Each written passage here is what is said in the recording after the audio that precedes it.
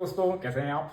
Question number 98 की बात करते हैं। दिलचस्प सवाल था जहां पर मैंने आपको ऑस्मियम कॉम्प्लेक्सेस की सीरीज दे रखी थी, जहां पर ये जो ई है इसको मैंने बदला था। ये 16 ग्रुप एलिमेंट है। एक बार ऑक्सीजन है, मतलब एक कॉम्प्लेक्स में ये CO है, दूसरे कॉम्प्लेक्स में ये CS है और तीसरे कॉम्प्लेक्स में ये CSE है। और मैंने आपसे पूछा था बताइए इस CE की स्ट्रेचिंग फ्रीक्वेंसी ऑर्डर।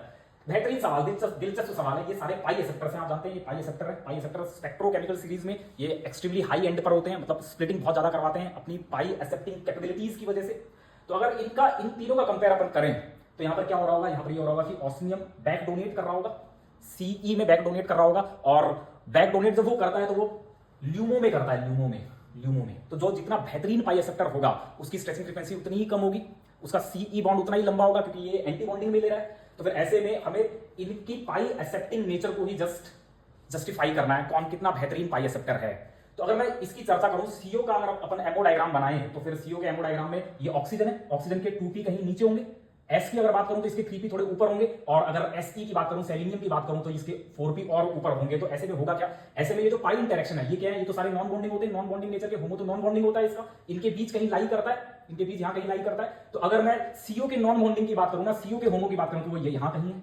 सीएस की अगर होमो की बात करूं तो वो और हाई एनर्जी का है, और हाई एनर्जी का, और सीएससी का तो और हाई एनर्जी का है। तो इसका मतलब ये बेहतरीन सिग्मा डोनर हैं। जैसे जैसे आप O की जगह S लाते हैं, S की जगह सेलेनियम लाते हैं, तो इनकी सिग्मा डोनेटिंग एबिलिटीज स्ट्रांग होती जाती है, क्योंकि होमो हाई एनर्जी का होता चला जाता है। ये तो आपको समझ में आया। और अगर हम इनकी पाई एक्सेप्टिंग प्रॉपर्टीज के बारे में बात करें तो इनके ल्यूमो की अगर अपन चर्चा करें तो यहां पर क्या हो रहा है, यहां कार्बन का 2p है और यहां ऑक्सीजन का 2p है। तो यहां पर पाई इंटरेक्शन लोब की ओवरलैपिंग बेहतरीन होगी। जैसे आप 3p में जाएंगे तो लोब बड़ा हो जाएगा, लेटरल ओवरलैपिंग बकवास हो जाएंगी, और 4p पे जाएंगे तो और बकवास हो जाएंगी। तो ऐसे में ये CSE का वैकेंट पाई स्टार है और ये लो एनर्जी का है, ल्यूमो लो एनर्जी का है, मतलब सीएसई बहुत शानदार तरीके से बहुत जल्दी ले लेगा। ये जबरदस्त रिलेटिवली स्ट्रॉन्गेस्ट पाई एक्सेप्टर होगा। फिर उसके बाद CS आएगा और सबसे वीक पाई एक्सेप्टर CO होगा। तो फिर ऐसे में जबरदस्त एक्सेप्टेंस CSE की होगी, और अगर CSE जबरदस्त ले रहा है तो उसके बॉन्ड बेहद वीक हो जाएंगे, और उसके बॉन्ड वीक हो जाएंगे, वो लंबे हो जाएंगे, और उसकी स्ट्रेचिंग फ्रीक्वेंसीज बेहद कम होंगी। तो इसमें दो बातें चलती है, एक तो इनके पाई एक्सेप्टिंग नेचर्स,